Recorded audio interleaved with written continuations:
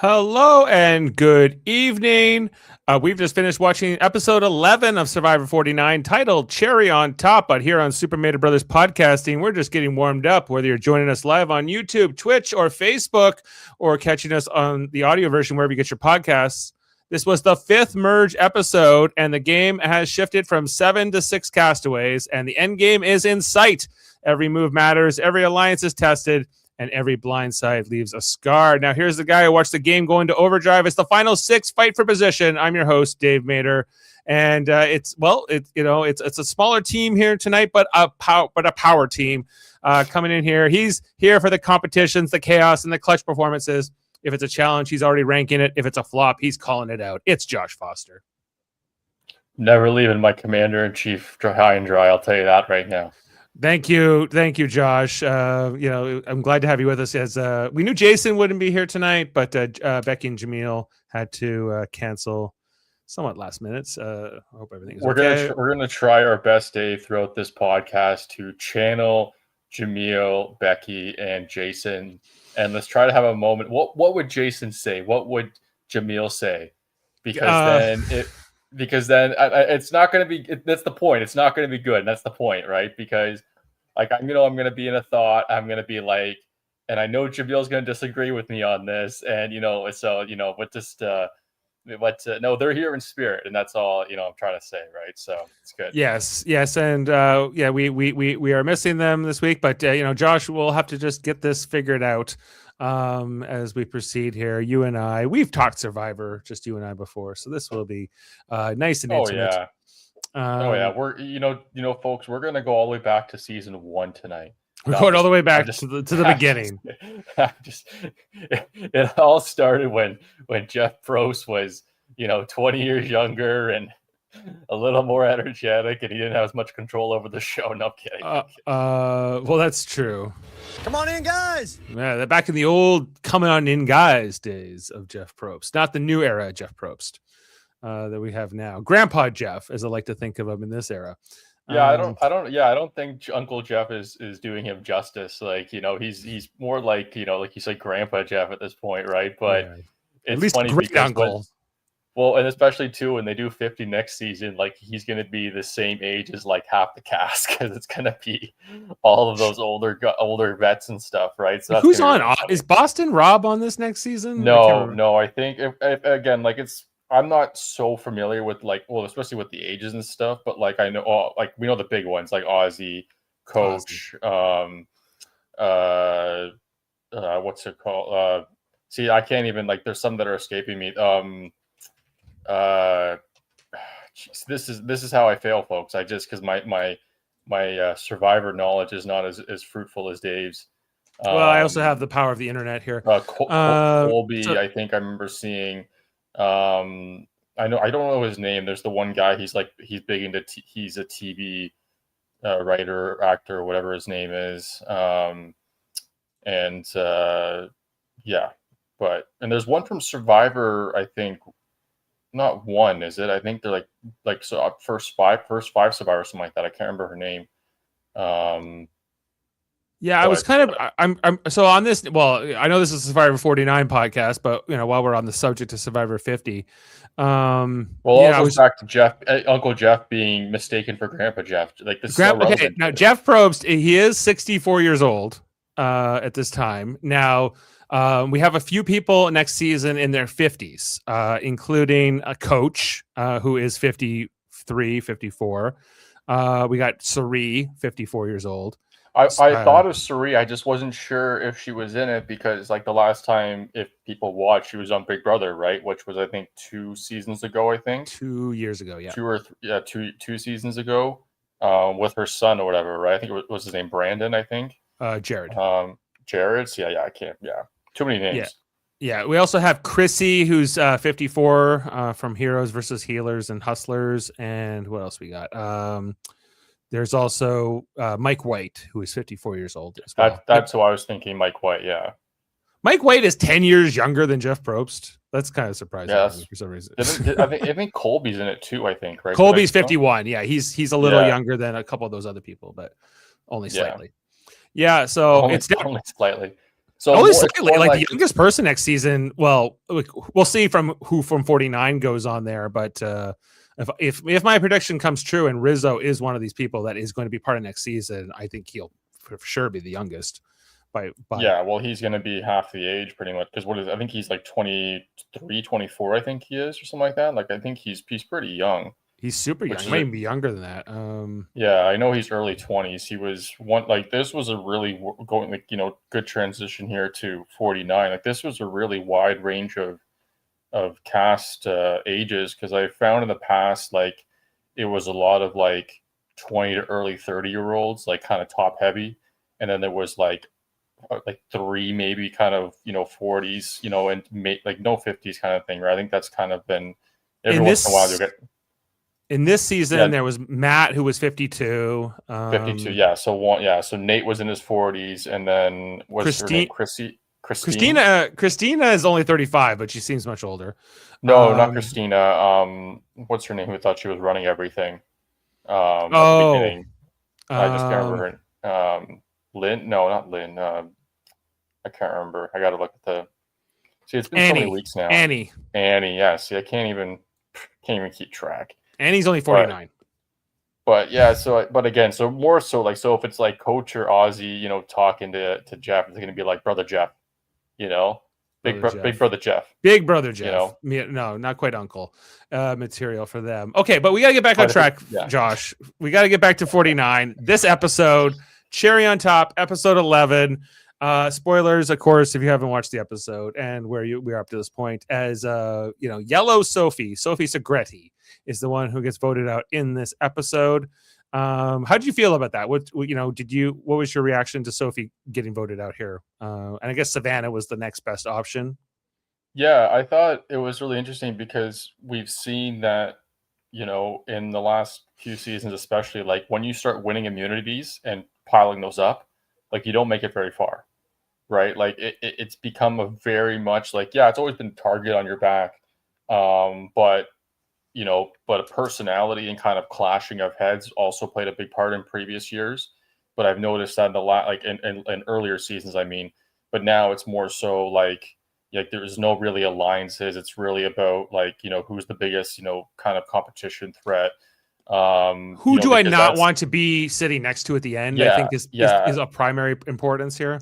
Yeah, and it also like it's also, and this is what I noticed too, and Soph was talking a lot about it tonight, where about resume and comparing their resume to the other two in the final 3, and it's become, I don't know, I've never seen it like, it's been more so the last few seasons that I've noticed that a lot of the castmates are very vocal about their resume and just like being like, I don't know, like obviously they're aware of it, but it just feels like they're talking about it more on the confessionals and stuff, right? And how they're like, hey, well, if I have this on my resume, could it look like this? And again, we saw with the tribal, the way like Rizzo was saying at the beginning of it, talking about his fake idol from last week's episode, how the jury must have ate that up. And I'm like, well, but really, like, again, I think he's I don't think he is perceiving himself the way that I think the jury sees him right now, to be honest.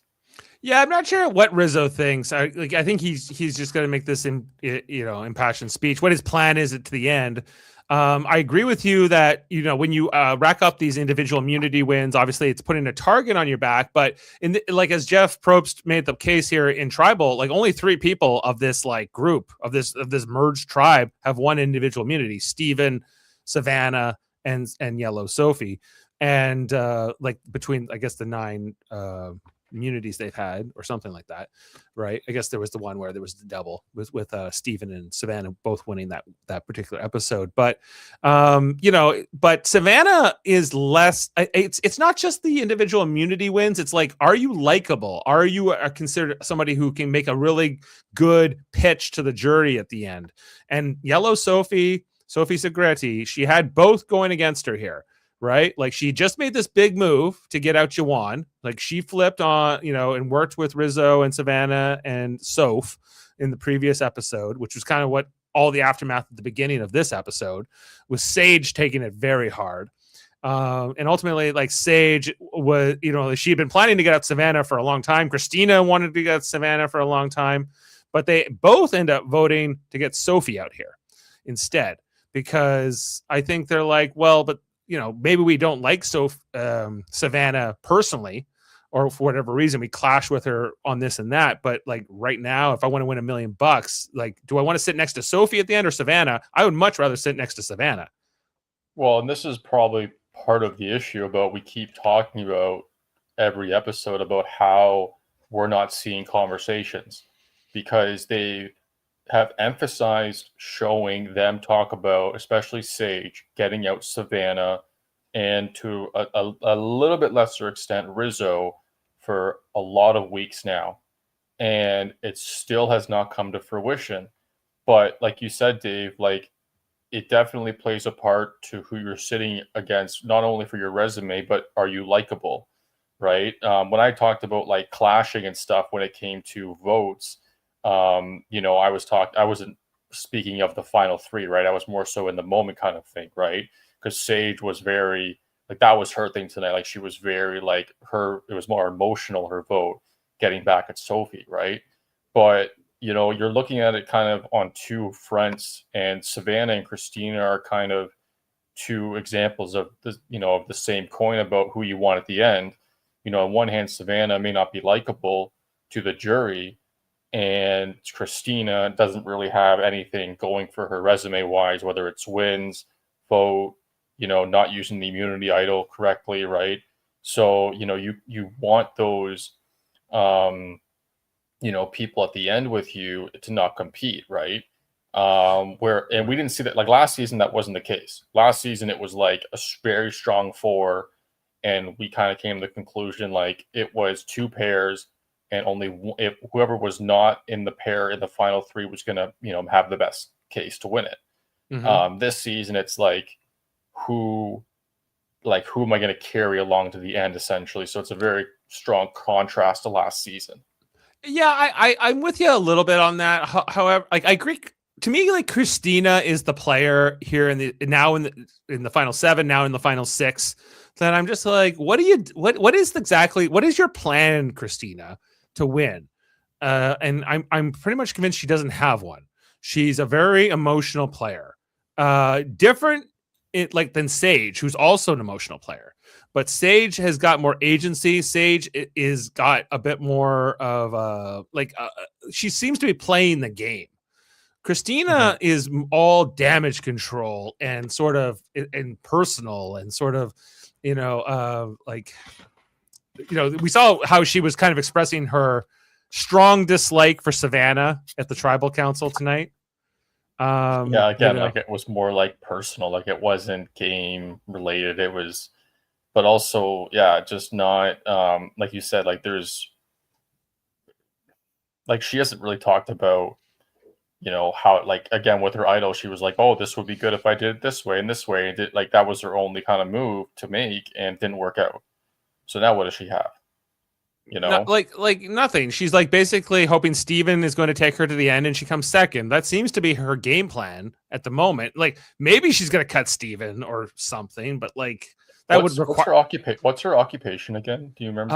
Like NBA coach, like, or something. Is it? Yeah. Well, because the only reason I bring that up is because, that's fine. It's not. But I know that because when we had, like, kind of, I know you don't do the Big Brother podcast anymore, but I know that from last season Big Brother, the winner was like, she hit herself as a lawyer, right? And Kyle last season won as a lawyer, right? But he also had a very strong resume. And the reason I bring up Big Brother is because, I didn't watch it, and I'll be honest, right? But based on the wins and the kind of resume of accomplishments, right? Like, there was, the other guy, Vinny or whatever, but he didn't have the connections, the personal relationship. Are you talking about Big Brother? Yeah. So what the point I'm trying to make is like, Christina, if she had that kind of sense of like, if I can get to final three and make a strong case, right, at final three, like have a verbally strong case, again, that's the only way she can win right at this point, is what I'm saying.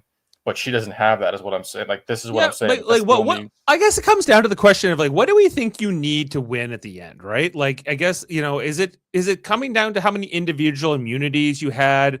Is it how many times you were sort of a target and managed to escape the vote? Like and depends what I your I, metric is, but I think it depends on a few things. I think, and again, like, this is where this is a good conversation to have, Dave, because I think in order of importance, or how it's going to help you win, I think the top one is is the jury, right? How they view you, your likability.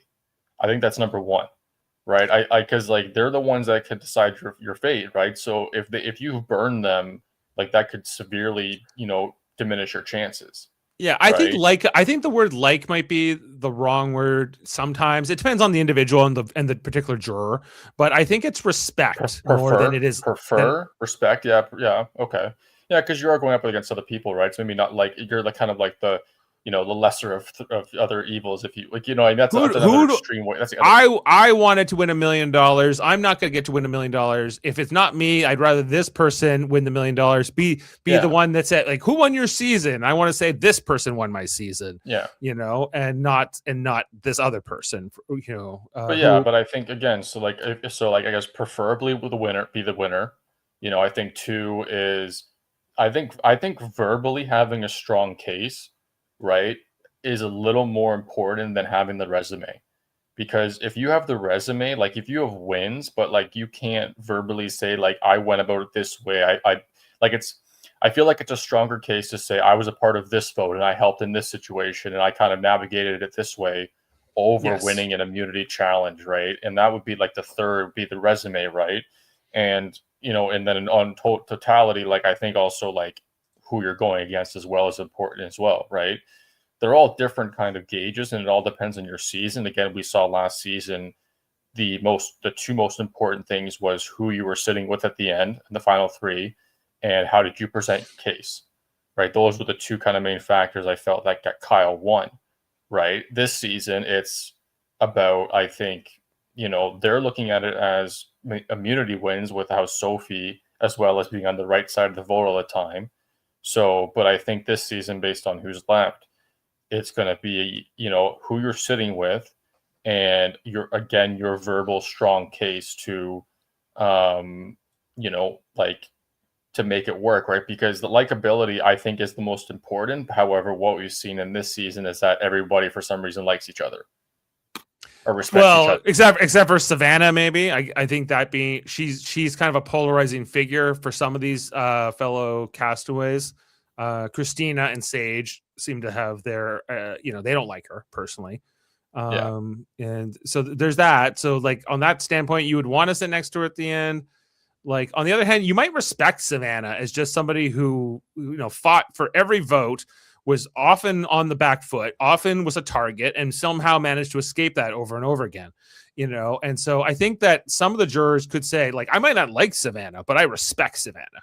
I Well, respect that, if she verbally has a strong case, which then she she could could. win.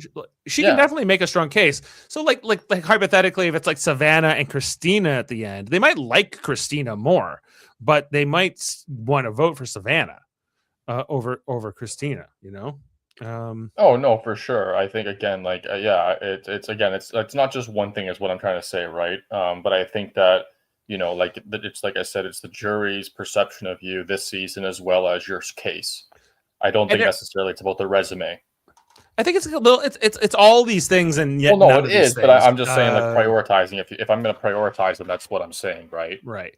Like every week, we've been hearing Jamil say, well, he doesn't respect Christina's game and he feels like that's the way the jurors will go. And I don't disagree with him necessarily. And that was why tonight I was like, even though, Sophie's the one who goes here, I was kind of a little bit sad to see her go because I feel like this could have been one of the best final six ever if we had Sophie Segretti here in the final instead of Christina. I think is the one I like Sophie. I like her. She was interesting as a player. She was Yeah, very like, ever fluid. since the merge, I think, if we like, if like, if you could have got rid of Christina and Soph, who I feel is still kind of floating and has kind of floated for a lot of the game, then like that would have been a very strong, final, was at 5, right? With Savannah, Rizzo, Sophie, um, Sage, and or is Steven? that no? That's Steven. Yes. So that would have been a very strong final, if that was the case. But obviously it's not, because again, when you stack up wins, and obviously, you're not, because in this situation, Steven's not. You can't vote for him. Savannah, I would think now, as we've talked about it enough, that she is easier or better to sit with at the final 3 over Sophie, right? So, and here's my other question. Here's my other question about this episode is like Rizzo, this guy, like it's impressive. Like he has. Think so? Go ahead. Well, just he gets through it. He gets through another tribal. He doesn't play the idol. It's not even. He doesn't get one vote against him. He's had this immunity idol for almost the entire game, pretty much, and yet they want to vote. If they're going to vote out him or Savannah, they're going to vote Savannah first. Because here's the thing, I was thinking about it this episode, and because the last few of the podcast, we've been kind of saying, why aren't they getting out Rizzo? Why aren't they getting out Rizzo? And what hit me tonight during this episode was I think there's a strong chance that people the rest of the people in the game don't see Rizzo as a threat, right? Like they don't they don't think the jury will respect his game enough. Well, I don't know. Well, what has he done really? Like he's only had the idol. He's held on to the idol. He hasn't won anything.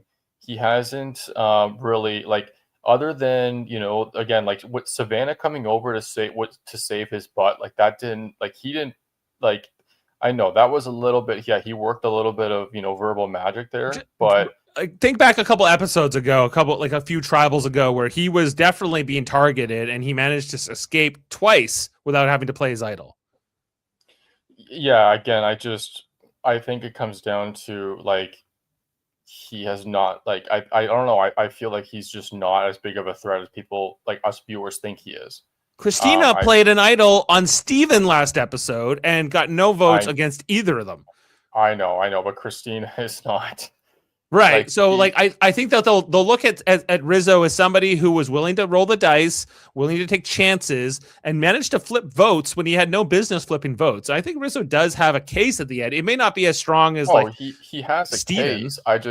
In this situation, now we're down to 6, right? Yeah. So in this situation, I would think that Rizzo would have to be going against Christina and probably Sage, like, to be honest, like if he has a chance, like Soph, sorry, that's a better one, not Sage, Soph. He'd have to go in the final 3. No, not Sage, Soph and Christina. I feel like that would be the strongest case, because he can't go against Savannah or Steven. They both have 2 immunity wins. Sage, I think it's kind of a really kind of tie there between him and Rizzo. I feel like Rizzo will kind of have an edge on her, but I feel like his easiest time would be against Soph and Christina. The 2 players I'm having the hardest time placing and like how they'll do in the end are Soph and Sage, because I'm not sure how the jury how they're going to react to their games. Now they're very different games, Soph and Sage. So maybe let's start on Soph. Soph has been like the number 3 of this trio with Rizzo and Savannah, and if those 3 are the final 3, then I think that Soph is probably the 3rd place, and I think she knows that. I think that she's aware of that in this episode. She talks about like I need to turn on Rizzo and Savannah sooner than later, whether it's or at some point. I'm like, you only got 2 votes left, or 3 votes at this point when she says it in the episode, So would have to go to the end against Sage and Christina to have a chance at this point, in my opinion. She has this knowledge is power, and she's waiting to play it, right? If she plays it at the right moment, like let's say she plays it on Rizzo, right? And she steals his immunity idol, and that's how he goes out of the game. Like that could be a huge move for her. That could be a huge moment. Oh, yeah, like to that would definitely propel her to top 2 or 3, in my opinion, depending on how it shakes out, right? And who she's going up against. Again, though, like she has to, at this point, like that's the only real, I also was surprised that, speaking of the idol, that no one in this episode was looking for the idol. I don't know if it's because it's not a thing anymore or what. I thought there'd be at least one more or somebody looking for something. Yeah, they must not have been. They might it seemed like the castaways knew that as well, or at least they edited any mention of that out of the episode. Instead they do the journey and the advantage they give to Steven here. Which is a good segue here, Dave. Well, just before we get into that, yeah, and we run through the episode, just let's talk about Sage too. Like, sorry, of course, yeah. Sage, I'm just trying to understand like how she'll be perceived in the end. I think like people like her to varying degrees, but they consider her an emotional player. They consider her to be sort of, maybe not the most like compared to someone like who might be more like strategic, like Steven. If it was right now, she'd have to have a really good verbal case at final tribal, which I think she's capable of as well. No, I think so too. But this is where it kind of we're not fully aware of what they're capable to put together, right? Because we're not seeing everything, all the time, right? And we see obviously a lot of the important stuff, but like I feel like between her, I feel like with her, Sophie or Soph and Rizzo at this point, like all three of them have to have a strong verbal. Like Rizzo has the strongest case between those three, if like in terms of like like I've done this, I was managed to do this, but again though it has to I feel like I've learned that if you go to final tribal and you can't properly relay how you play the game, and it doesn't come across that way, your relationships with those jury votes are not going to push you over the edge. Like it's not going to save you, right? Like you need to have, like you could easily get swayed if you have a strong case. So Sage at this point, like she has to do something, or because I don't really see what else she's really done to really separate herself from the final six at this point. You're talking about Soph, right? No, Sage. Oh, Sage. Well, she hasn't won an immunity, and she's sort of been playing the middle at times, and I don't know, and she's considered emotional. So maybe Sage is someone you want to take to the end. I don't know. Well, this is the thing. Like, it's just a matter of, again, like I don't think that her and Soph have a strong verbal case right now to really. I think they have a bit more of an uphill climb. That's true. But how about this? If it's like, so I think it's kind of split into 2 3s, right? So in the bottom right now, if it was Sage, Soph, and Christina at final 3. Yeah, of the final 6, you're putting them at the bottom of your power ranking. Yeah. But let's just say those 3 make the final because they're the closest together, if you will. Who would you give the vote to? If I had to pick one, if I had to vote for one of them to win at the end? Yeah, like right now, based on right now, not like obviously we don't know the rest of it, but like based right now. Soph. You say Soph? Yeah. I'd probably say Sage. Yeah. It's tough though. It's tough. Like, and the reason is, like, for me personally, I feel like you kind of alluded to earlier, Soph has been kind of that like extra number, that third, not really driving conversations.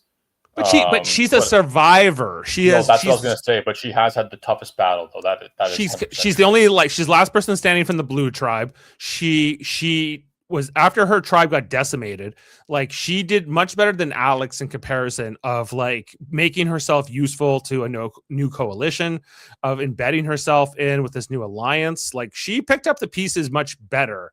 And has endured, and so I think she still has more of a case. Sage has been more of like a wrecking ball type of a player, very emotional, very personal. Which sometimes works for her and sometimes works against her. She's been a very entertaining character on the show, so I think that like if you're one of these jurors, I think it's not. It depends what you go for and what's your motivating factor. And again, this is where I think between those 3, it's like the strongest case. not resume, because there's not really a resume to necessarily lean on for those three is what I'm saying. Not for those three so much. Like not like I can't say like I want all these immunities or I was on like Soph, I think has the best case of being like on the right side of the vote the most often. Right. So that's why but if we're talking like a resume, like you said, it's in my opinion, it's immunity wins, advantages, and big moves, right? Essentially, right, in terms of like making those good, like making successful decisions throughout those three things. Yeah, and I'm with you. Like I think that there's still, but I think there's still this like potential for Soph to use her knowledge as power advantage at the right time, at the right moment, and something can blow up here. I don't see a big moment like that coming for Christina or Sage necessarily. Just because we already know Soph has this advantage, and they've been setting it up for many episodes, like that she has this. She hasn't told anyone, to her credit, which is impressive. Which in Survivor, that's a really good thing point too, Dave, because that to me holds a lot of weight with the jury. If you can hold on to something and nobody or only one of the person knows, maybe they're on the jury, but nobody else knew about something, and like that holds a lot of weight in my opinion as well. I think it's just impressive. You're out there for like days and days. You have most of the time you're just bored, hanging out, just sitting around, just looking for stuff to talk about. And I think that's a big reason. A lot of time these secrets, these advantages, like just come out because people are just like run out of shit to talk about, and they're like, I don't know, I got a thing, maybe I can build some trust, like whatever that means. From outside the Big Brother house, sorry. I'm Julie Chen Moonves. Love one another. Well, I hit the key there. Sorry. Didn't mean to throw you off there. It's okay. It's okay. Anyway, do you want to break down the episode? Yeah, let's do it. Let's do it. Yes. So everything at the beginning of the episode, coming off the previous tribal where Jawan got voted out, and how upset Sage was, particularly with Sophie Segretti here, we saw her. Well, it was funny too, because Sage said it best. She's like, Sophie's frustrated at me because I'm frustrated at her. It's like, but I also think that like what Sophie was saying was like not a good valid reason. Like she's like, oh, Jawan was a threat. And I'm like, I don't think that's a very logical reason to explain to Sage why you voted out Jawan.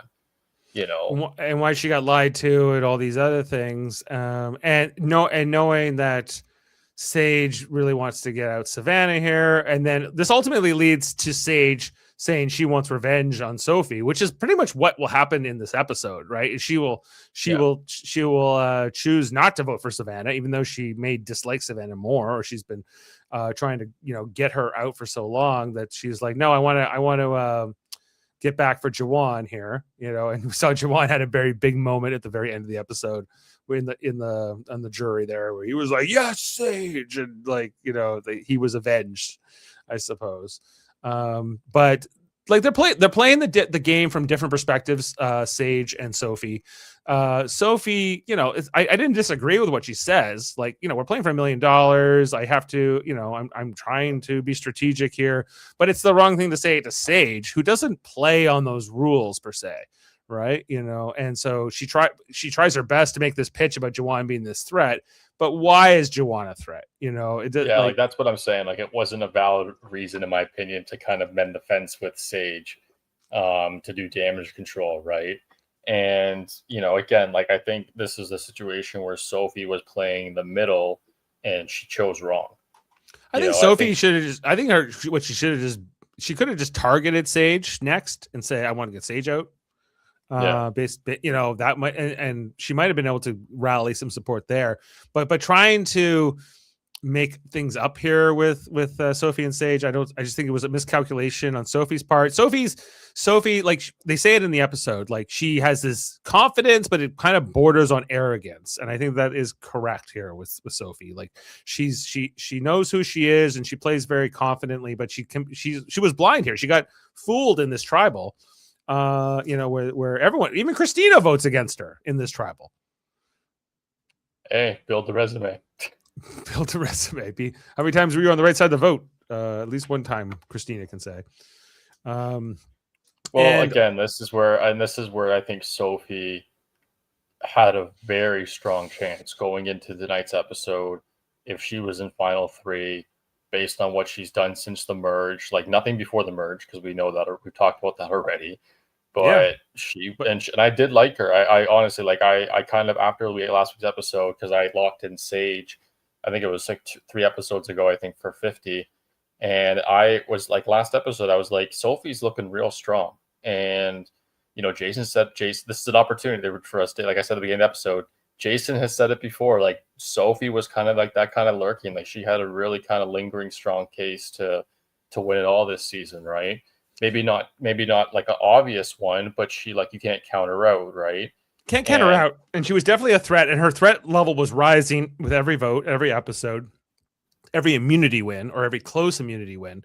I think with Sophie here, like she talks about in the beginning of the episode, she tries to like smooth things over with Steven and Christina, because they were all original Yellow tribe together, but she feels like she's at the bottom of whatever that like legacy alliance is from that original tribe, that Christina and Steven don't share everything with her. They have voted on different sides several times.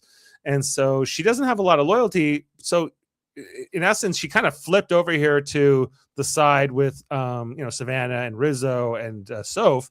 But then she's like, well, but maybe I want to get Savannah out next. Or like she was trying to play that middle game, I guess. I'd be this fluid piece. And the story of the season really has been, if you try to play the middle, it's like a death sentence. If he doesn't get you out in that episode, it's going to get you out in the next episode.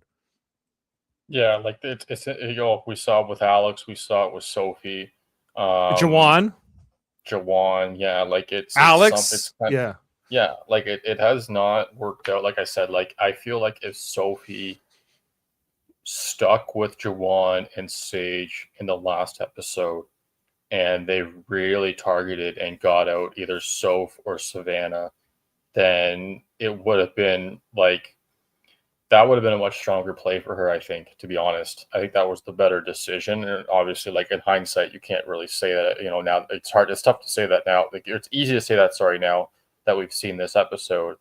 But it kind of left her just because of the way that she kind of developed all those relationships, and then kind of like, for lack of a better term, like blindsided or stabbed Sage in the back kind of thing, right? And again, like we've said several times, like Sage is a very, emotional, takes things personally type of player, which is not that's just her as a person. So not really knowing that and trying to do damage control with not a sound argument, and again too, like I also don't like, sometimes like a lot of the times it makes sense, but for her to talk to Sage right after Tribal happened was not a good thing to do. Sage should have she should have let Sage like have her night and calm down kind of thing, and then talk to her the next day, because that also, I think, backfired her as well. Agreed. I'm with you there that she didn't handle the aftermath of that in the best way. I think it would be difficult no matter what with Sage, but maybe giving some time to cool off would be the best advice. I thought it was funny too, because Soph kind of hovers and she's kind of like, do I need to be here? And it was one of those situations where I was like, because it's dark, and I'm like, do they even know she's there? They're just, you know what I mean? Because I've seen in episodes past where like they can hide in the dark or whatever, right? And because you don't really know how, what we see is like, it's illuminated by the cameras, but them seeing each other, how does that, play out, right? So yeah, it's always a little deceiving, because we're seeing like night vision, and it's not quite how it feels there in the moment. Yeah, but I thought it was kind of funny because Soph kind of all of a sudden pops out. She kind of just hovers, and she's like, what do I do? They're like, okay, be here. But really, did Soph need to be there for that conversation? No. Probably not. But no, it was in my opinion kind of irrelevant or redundant, if you will, right? Didn't really make either. It didn't make any difference, right? Because this is where Soph was like, again, this is where so many times this season, and Soph was the prime example of this episode, where she's like, I should go after Savannah. I should go after, like, it's not like she's giving tidbits to the other castmates. It's like she's giving us tidbits about what she wants to do, but she doesn't want to pull the trigger.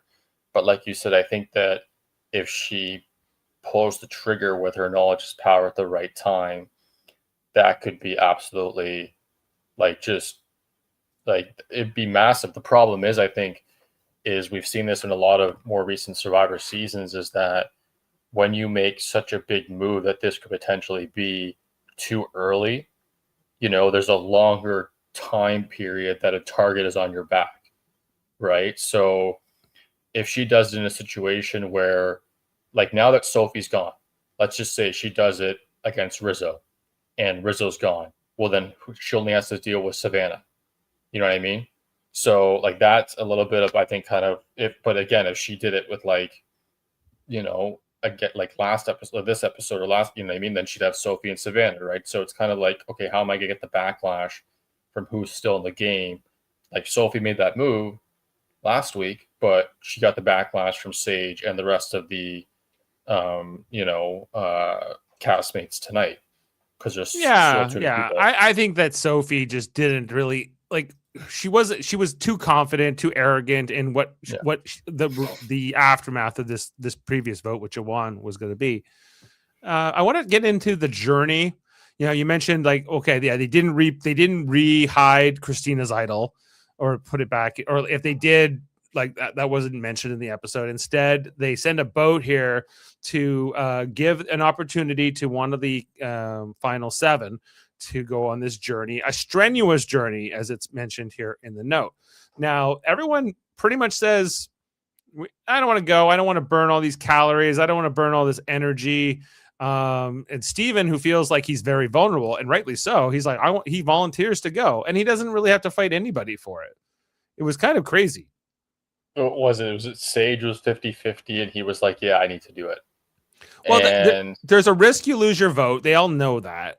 Yeah, that's the common risk, right? You take. And losing it here at the final 7, that's a big risk. I get that. But Steven being a pretty fit guy, like strenuous doesn't necessarily have to be negative. Yeah, I get he's hungry, but he just had like a reward, I think, like a day or 2 earlier. It's not like he has had no food. Yeah, but I think part of it too is like that misconception that strenuous, like this challenge was basically like the journey was basically just endurance, right? Like obviously there was climbing and stuff, right? But if you're carrying something and you're doing something like that kind of challenge, then that could significantly hinder your chances depending on your physical ability, right? Absolutely. Now, So so first of all, I like the journey. I like the going around the entire island. From what it looked like, it wasn't easy. Like it was a lot of terrain changes. Yeah, you couldn't walk. It pretty much required you to have to kind of run as much as you could. You had to like climb over these big obstacles. Like so of the final 7, obviously Steven was able to do it.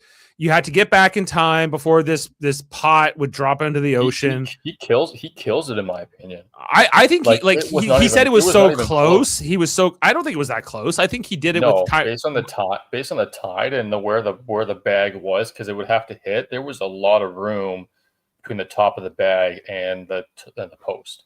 Yeah, it's hard for us to be 100% sure how much time he had left there, but it seemed like it was not that little. I think like what they probably wanted was that thing to almost get to the top, which is when it would have dropped in, right? And it was like a good, I don't know, 3 feet from hitting the top.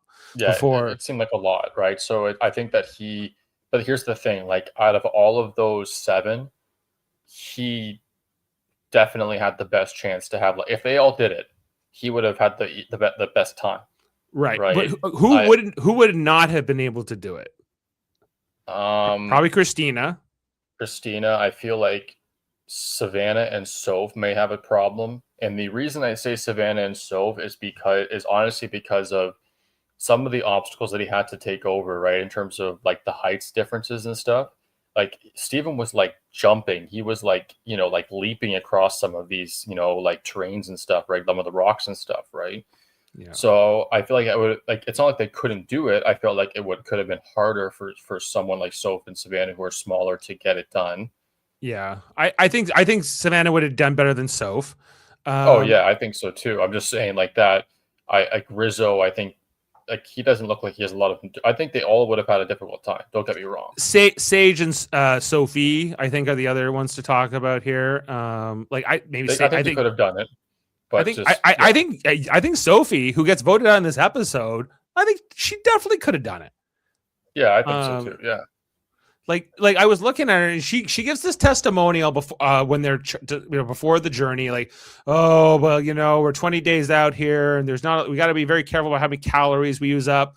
Like let's face it here, Steven went on the journey, he did the friggin' marathon around the island, he got all the clues, he did the thing, and then he still wins individual immunity. Yeah. Right. So and reward, he got a whole plate of spaghetti after all that. So, and tiramisu. So it's not like, so Steven, the investment was worth it for Steven here. Yeah. He risked his vote, but he got an advantage. Then he gets immunity, and he gets the food. Like, there was just, everything was coming up Steven in this episode. So good on him. Big turnaround. It was really, I felt like Steven was only at the bottom based on numbers. I still felt like he was a big threat.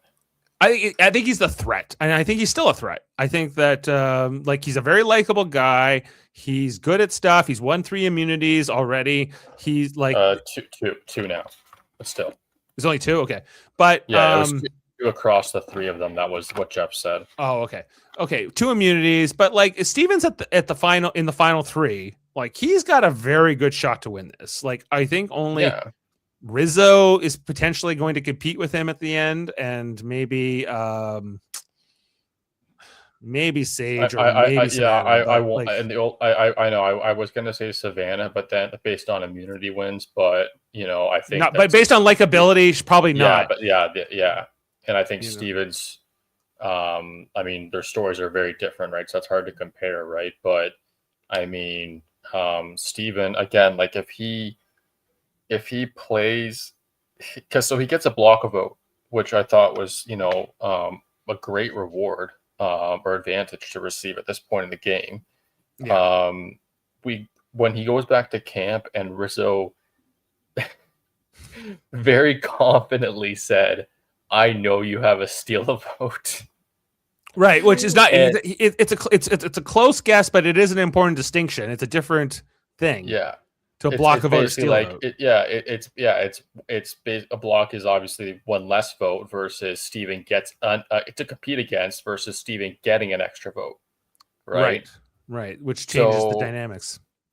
Or I guess steal and get a vote, I guess. But the point is that the point. But first of all, Steven played it perfectly. I think when he went back, he said everything right. He was truthful, but he didn't. He's like, I don't have to tell you what I got, because why would he? Right. And some people, like he said, like, we'll make some elaborate story to lie. And he didn't lie. He just didn't tell the whole truth because he didn't need to.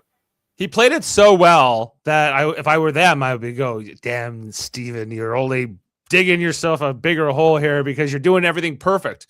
You're doing it. If he had been more arrogant or more unlikable in that moment, or clearly lying or trying to insult their intelligence, sure, it pisses them off, but it could make him less of a threat. If anything, he's only increased his threat factor going into the final 6. I don't know if he can shake it at this point. He's definitely got that sort of big target, right? I think with Sophie gone, he has a very good chance to. Sorry, let me rephrase this. He has a decent chance to win out, and he has a very good chance to win. So what are they at 6 now? So he has a very good chance to win. Actually, there's only 2, I guess, immunities. No, 3. 3. There's 3 more immunities. 2 in a fire making, right? 2 in a 3. So 1, so 6, 5, and then at 4 you get immunity as well. Right. Okay. Yeah, but there's no vote out, I guess, at 4. Yeah, but I feel like he has a very good chance to win 2 of the 3 from here on out. He does. So Steven's looking pretty good here. He plays it well. Rizzo's scrambling about what his advantage was and how he was trying to appeal here to Steven, and Steven just kind of, was kind of like a cool character in that moment with Rizzo, whereas Rizzo he's like, yeah, whatever you say. Yeah, Whatever you just want. yeah, Whatever you yeah, want. Sure. yeah. You're you right. know? Yeah, whatever you say. I think you're right. I'm not going to tell you, but you could be right.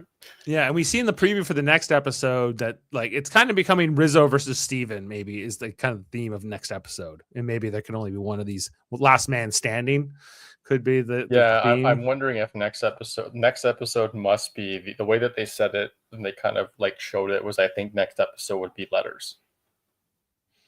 Letters from home sort of thing. Yeah, I can't remember if because they haven't Steven's done married. that yet. Yeah.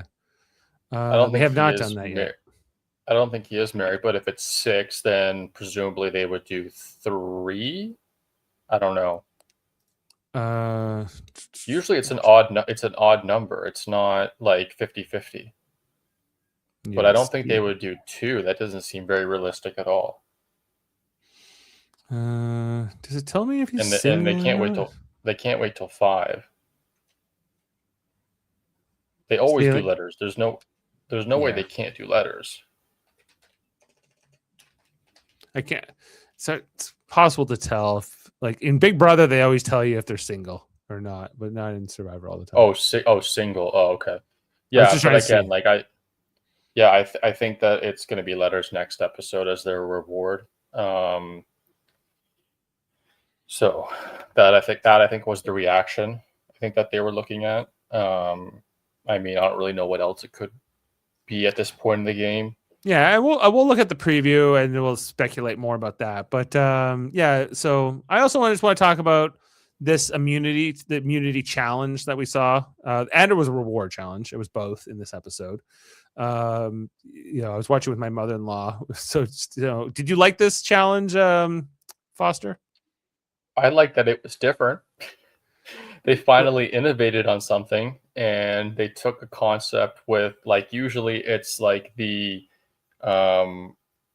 what is it? It's like they got to hold like it's like on a platform, whatever, right? And they were holding a rope or something like that before. Yeah, you got to stack 7 blocks to spell immunity to keep it balanced or whatever. So you're pulling it. This one, you're twisting your rope that you have to hold. That's basically tied to you. Basically turns the wheel, right? Which, from what it looked like compared to other ones they've done, it looked like it was easy, or I guess you could say, not easy. I kind of hesitated there but again, though, like what we've seen in the past, like the last one we saw, again, I can't remember exactly, but it was like the blocks were on a balancing like path. Yeah, usually it's like you have to like kind of move back on this thing. It's more like a balance on like a pivot than this. And this was that, like a spinning. that one I was very hard. I thought like when we saw it last season, like so many people fell. That took two. I remember like so many people like they would drop, they would have to start over, and it was just like. But this one was kind of a different version of that, where only Soph, she seems to have the only block spill, right? She's the only one who had to start over, and everyone else, like Steven, just kind of powered through the challenge, never looked back. Well, if you go at the right pace, which Steven did, and even like Savannah and Sage did as well, they just weren't as fast. Like just you slightly, could beat a little that bit challenge. slower. Yeah. Like the way that the iterations were done before was that you needed to maintain a balance, right, with the what was holding up the blocks, right? This one was all just about speed, right? And obviously the block placement, but I mean, like, there's only one way to do it. You just have to be careful, right? So, I mean, I think they made this. It was, again, I like that they innovated on the challenge because they haven't done that enough. But it was easier than what we've seen in the past for this type of challenge. But is that okay? Is it okay if the challenge is easy if we get a close result?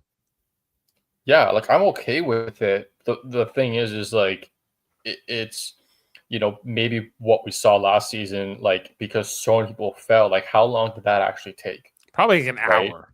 Yeah, like that's what I'm saying. Like so they might have modified it to be a little bit shorter, right? The thing is though is that I feel like there's kind of a sweet spot they could have found. Like this wasn't perfect by any means. I liked the other one a little bit more because it was more challenging, but it obviously was pretty hard. It was hard. Yeah, this one, like I couldn't, like it obviously Steven got through it without any kind of fumbles.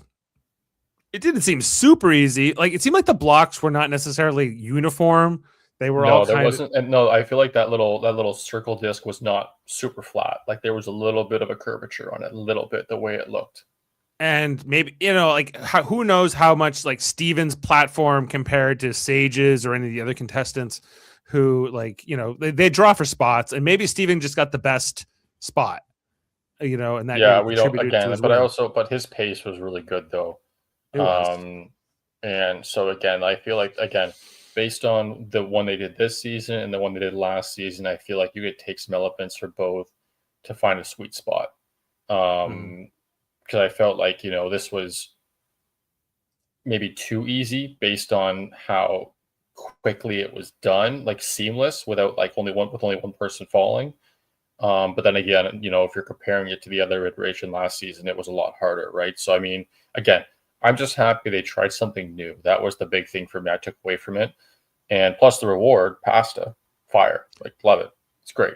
You were happy with the award choice. Oh yeah. Now it made sense. Steven took Christina because she just played the idol on him in the previous tribal. That made sense. And then I had forgotten that Rizzo was really hungry. Yeah, I think I felt like I forgot that Rizzo was hungry. I felt like it was a strategic move to not leave him at camp with Savannah and Soap. Yeah, but so there was so Steven taking him on the reward versus somebody else. Well, I feel like he would have taken Sage, like if it was like a buddy situation, right? I feel like they're closer, just on the same side, right? Right, but Sage again, just had though, she was just on the last reward. So and I Rizzo. know, but again though, I feel like that was just a convenient excuse to take Rizzo because I think that was strategic to make sure that they were not together on the same beach. And I think both things can be true. Like both these things could have contributed to Steven's decision. Absolutely. The big thing, like I was wondering tonight, is how much is that hunger messing with them out there? Like I've never played Survivor, but it was enough that Sophie didn't want to go on like the journey, for instance, right?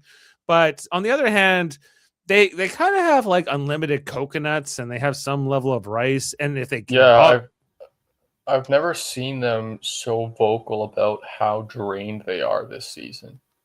Like they've never been like they weren't like that last season. They weren't like, I don't know, they've just been so well. Even Jeff said it at the beginning of the season how hot it was. Yeah, I think that's a difference this season. The heat, and that it's hard for us to tell from watching the show how much if 49 is way hotter than season 48, for instance, or whatever.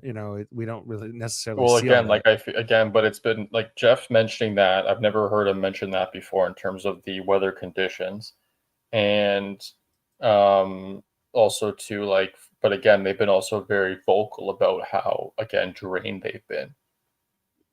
Yeah, they've been drained, and I don't know, like, but I'm watching it with my mother-in-law, and she was like, "This Sophie is always eating. Like, look at her; she's always chewing on some coconut." I'm like, she doesn't look hungry. To me, she didn't look like she was starving. I'm sure she would have liked the plate of spaghetti. But yeah, but how much energy does that really give you though, right? Like I understand it's like it's enough, but it's again though, when you're doing it for so many days in a row, it's like a diet. Like it takes a mental toll on you, right? In terms of like it's a forceful diet. It's not like you're choosing to do this, right? So but yeah, like again, like there's a lot of things that this is where you want to bring in an expert and you're like, okay, when you were there, how did it feel, kind of thing, right? Because we don't know. Apparently, Probe said that he's thinking about like getting rid of rice altogether for like future seasons. Like no rice. What? Yeah. Because like technically, like they're not gonna die. Like they're not gonna die of starvation. No. They have enough water. It's just like, but like when you're used to eating 3 meals a day and you're used to like a certain level of caloric intake, and when that's just taken away from you, and then you're dealing with the heat, you're sleeping outside, blah blah blah. It like I get it adds up. That's actually a really good point that about the conditions that everyone knows about, because we've heard so many times in the past that these contestants will practice the challenges and stuff, right? Or the swimming or the endurance or the gripping or whatever. So, but I've never heard of a contestant being like, yeah, I've been eating less lately. I've been trying to go longer bouts without, nutrients and like sleep, and I don't know. I think that would be a smart thing. I'm sure some contestants do it. We don't ever really hear that or see that in like interviews so much, but if anything, it's the opposite. A lot of times they try to like gain weight in advance of the show because they know they're going to lose it once they're out there. And if you're going in like already, like if you're going in like Rizzo, who's already like a string bean, and Mr. Skinny, and like how much is this affecting his metabolism compared to like Soph, I don't know, who is a smaller person, right? And that's the thing, is that those factors, there's a lot of factors there, right? Plus there hasn't been any rain. I think there hasn't been, there's been one rain night, I think, is what I think it seemed like it was raining in this tribal council a little bit, but rain can often be like make you really cold. Because you can't get away from it and whatever. So it's good and bad depending on how long it lasts. I guess I was thinking like breaks the heat, I guess is what I'm. In this case, they would probably welcome it because it breaks the heat. But anyway. So the challenge itself, the reward, the spaghetti, I guess, and all the thing leading up to tribal, where. Can we, and tribal itself, like this blind side here on Sophie. Let's have just a listen to her exit and how it all the aftermath of her vote out here. I was just unanimously blindsided. Honestly, I'm taking it as a little bit of a compliment that this means that I was a big threat to everybody's game, but I guess I am now the other Sophie because I'm the first Sophie voted out, which stings. Oh my God. So everyone put yellow Sophie except for Sophie. I look at everyone. They were like Sophie S, or I think one person said yellow Sophie S, just to be clear, like which Sophie they were voting for. And then Soph just put Sophie. And if you I feel like Sophie even has a necklace that says Sophie on it, right? Like she's very much about her name, and just and she, as we recall, she claimed the other Sophie. All right, let me deal with one logistics question for me. I'm sure you figured out we have two Sophies. Yeah. Have you all come up with a system for calling each other? Yellow Sophie, blue Sophie? Or Soph and Sophie. Okay, what do you want? Why don't we go with Soph and Sophie? Perfect. Okay. She's like, I'm the other Sophie now? I'm the one who gets voted out first? It all comes full circle because you can tell going back to that clip that she's like, I am Sophie. I am Sophie. Like she is not. They could have been like New York Sophie and Miami Sophie. I would have been maybe good with that. It would have been, you know what the best would have been if they came together and had a secret alliance of Sophies. They almost do in this episode. They almost seem to team up, but then they ultimately don't work together here. That would have been really funny. There can be only one Sophie here in the Highlander mortal battles to the end. But yeah, she's like, I can't believe I'm the other Sophie, and she got completely blindsided. And the fact that she got blindsided this hard like makes me go, well, maybe you're not that strong of a player, that you couldn't read any of this, but at all, like you had no indication. But that was kind of the flaw in her game. She didn't really have a number one ally. Like, did she at some point? I'm trying to remember who she was like with in the beginning. Like, was she with Matt or MC or Jason? I can't recall like who she was. Like her pre-jury game was like almost non-existent. We barely were aware of her. And then she became like sort of like this lone wolf kind of a character, and not to be confused with I'm a Wolf Baby of Sage. This enigma, all of a sudden coming out of nowhere. Yeah, it's been like anyway. Like I'm gonna miss her as like a character in the season because I really liked her. I feel like she does actually have a chance for 50. I really do. She very well might. She's like, I can't. Especially if this other Soph beats her or wins the season. She's like, I have to prove I am the greatest of all Sophie Survivor players. Yeah. But anyway, that is our eulogy here on Sophie, yellow Sophie Segretti, as she goes out here 6-1. Even Christina, who says, I do not like Savannah, or I have a strong dislike, but she still doesn't throw one vote Savannah's way. Just in case, she votes here with Steven to vote. Why do you think Steven and Christina, and I guess the other one who was considering flipping on Savannah was Soph, right? Why do you think they ultimately decided that they needed to get Sophie out before Savannah? I think we covered it probably, but if you've any last thoughts on that, it was just that Sophie's more likable, more of a threat in the end. Like Yeah. as well, yeah. Yeah, I think that was kind of it. Like they both had 2 immunity wins. I think it really just came down to likability, and I feel like Sophie would have presented a stronger case in the final 3 over Savannah. Yeah. I think we all have that planned out. Okay, well, let's just have a look ahead to episode 12. I guess this will be the second to last episode of the season. It's called "The Die Is Cast." Let's have a look. Lines are drawn. It's an all-out war. Next time on Survivor. Oh, shut up. Sorry. There's gonna be bad blood. New control goes home. I'm gonna just crush his dreams. This could be a last supper. What I've got up my sleeve is going to change this game.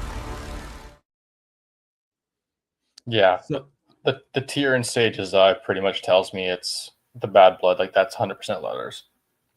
That's letters, and maybe they don't all get letters. Is that what's happening? Yeah, there's here? no way they all get. Yeah, well, that's usually the case, right? But yeah, I think that's what it is, to be honest. And then, like you alluded to earlier, it's basically Steven versus Rizzo right now.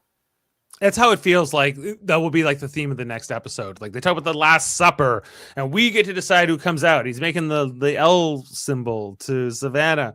I don't know. Like I'm excited to kind of see how that shakes out and who ultimately gets voted out in this next episode going into the 5.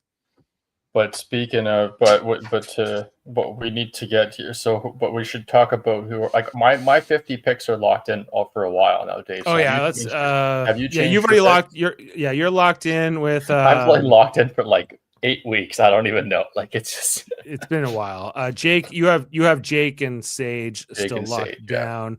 Yeah. I previously had Rizzo and Savannah, and I'm still feeling good about that. I could see Sage. I feel like Rizzo is pretty solid. I feel like Rizzo will be back. Just the way that Jeff reacts to Rizzo.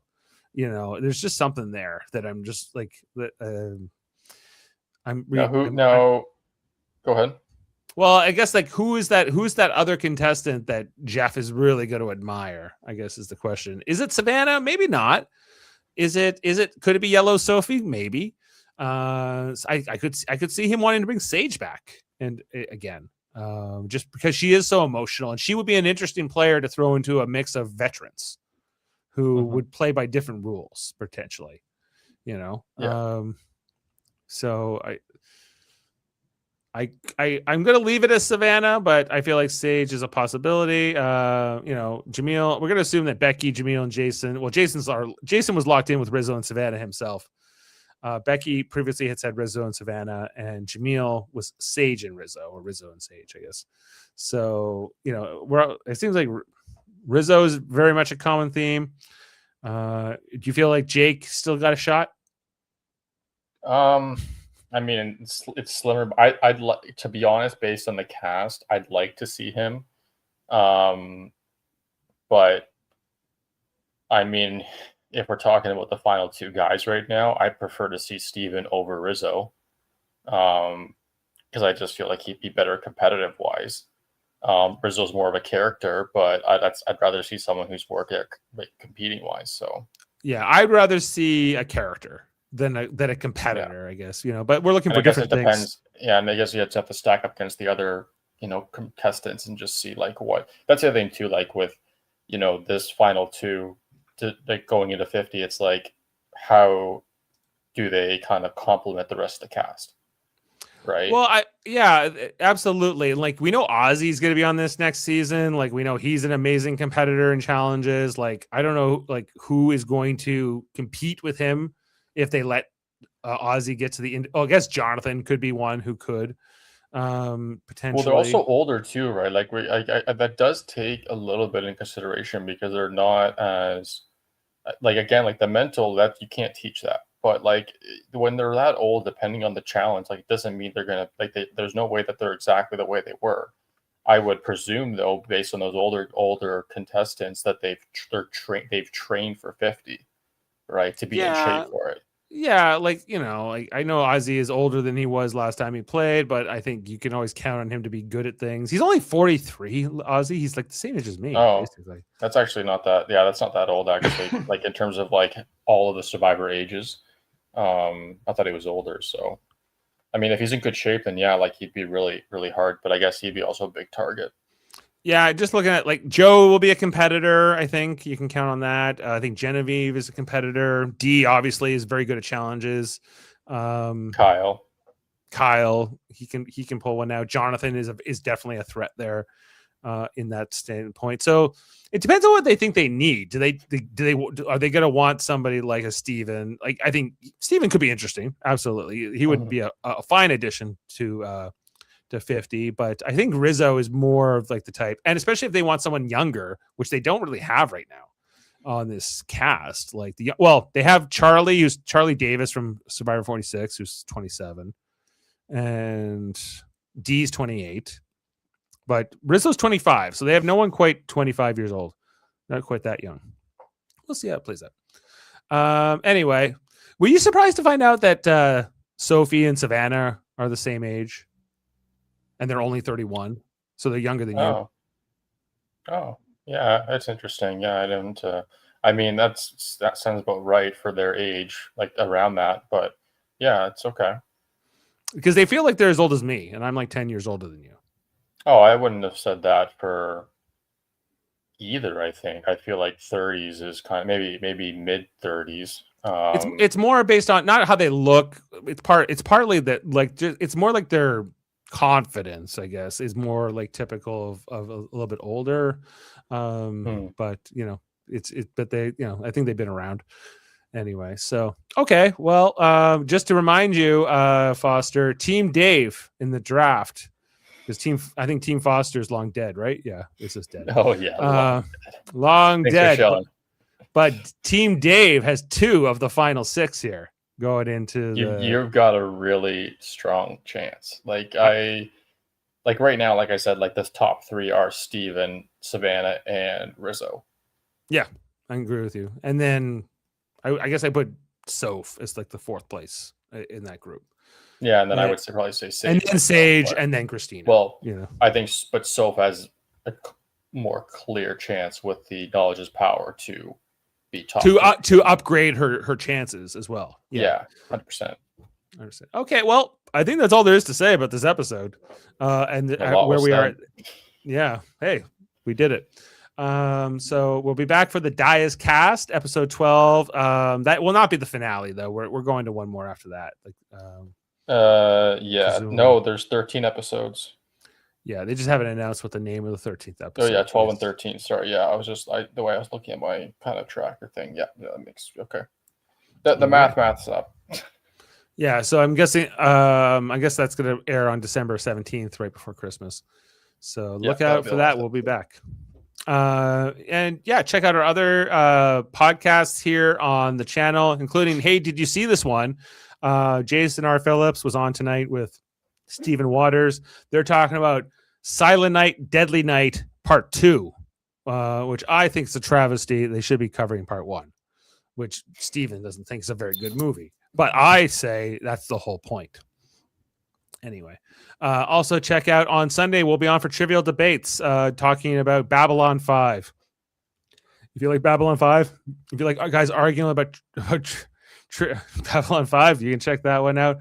Our Star Trek channel, Live Long and Podcast, will also be on Monday and Tuesday next week, talking about For All Mankind and Star Trek The Next Generation and all kinds of other great Star Trek things over there. So, well, thanks for being with us, everyone.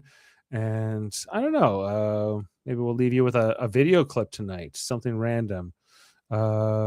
Maybe if Christina can just win one challenge, we'll leave you with the song from Shaheen in season 48. Thanks to Josh, and we'll see you next time. Good night.